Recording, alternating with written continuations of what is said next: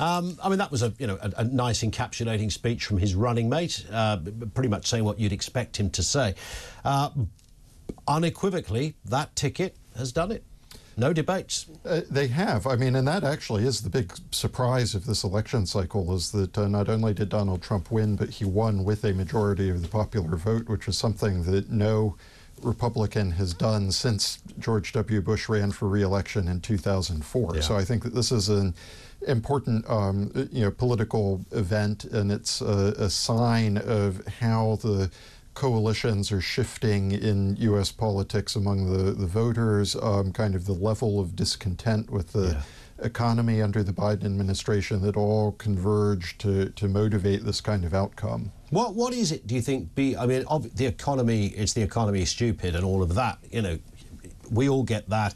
People felt under Trump's leadership at that time, might have been the same no matter who was there, but at that time they remember at the end of the week, at the end of the month, they were a little better off than they are today. And that resonates. That's a big issue for Americans. I got the sense that it's a bit more than just that, though. There is a sort of a feeling that the world is a little upside down, that common sense has been thrown out of the window and wacky decisions get made in the White House, endorsed by the establishment, as it were. Nobody debates it. They just go, stop, stop the world. We want to get off. That feeling is resonating in lots of countries here, Germany, Italy, France, and clearly in the United States. This is a kicking for the status quo as much as anything.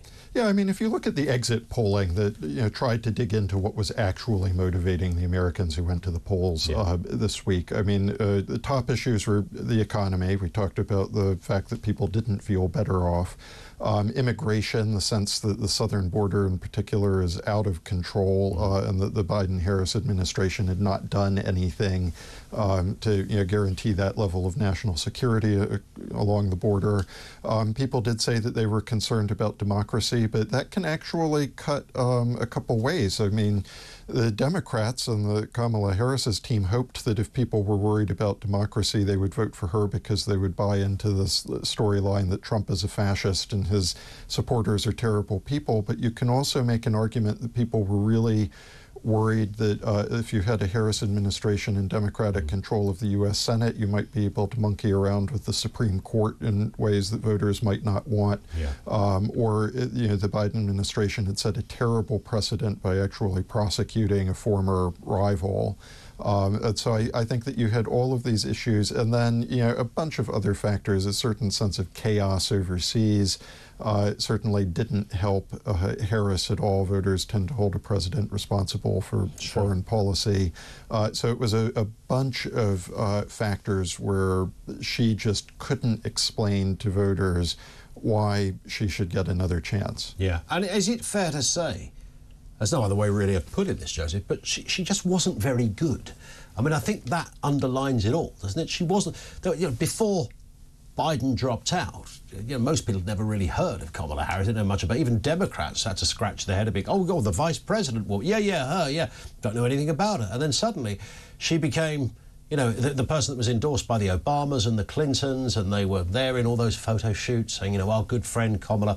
I swear those guys had never met her until half an hour ago, but that's another story. But there they were saying this woman is the fontable political wisdom for the United States. It was a bit forced, and nothing I saw her do kind of lived up to almost the endorsements she was getting.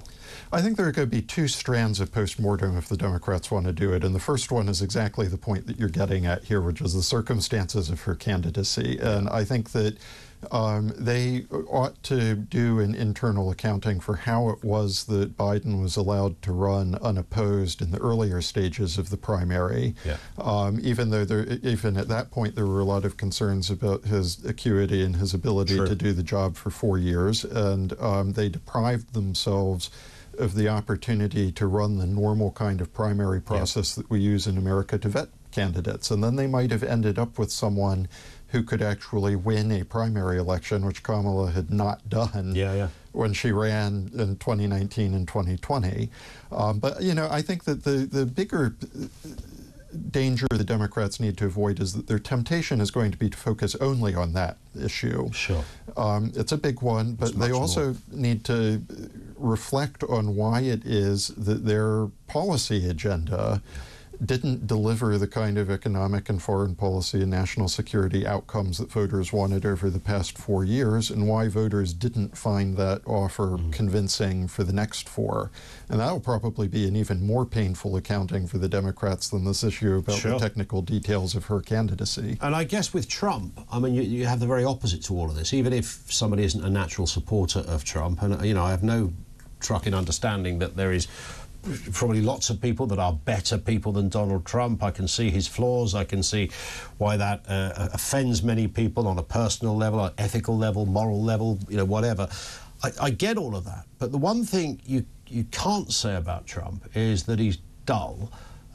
He's a tour de force. I mean, he's a big figure with a lot of energy, nearly 80 years of age. And he's a guy that seems to have an idea. Right, I've got an idea, guys. Listen to me. I speak your language. I will represent you. I'm going to make this work. And I think people spot really quickly whether somebody sounds as if they mean it. So he sounds like he does. You know, I'm on your side. That's his big thing, right? I think that it's important to give the American voters a lot more credit than our pundit class usually does, because I think that voters traditionally understand that we are electing a president. We are not electing a saint. And so you're trying to make a choice between the options that are in front of you, and you're trying to pick someone whose judgment you think is at least a little bit better than the other person's.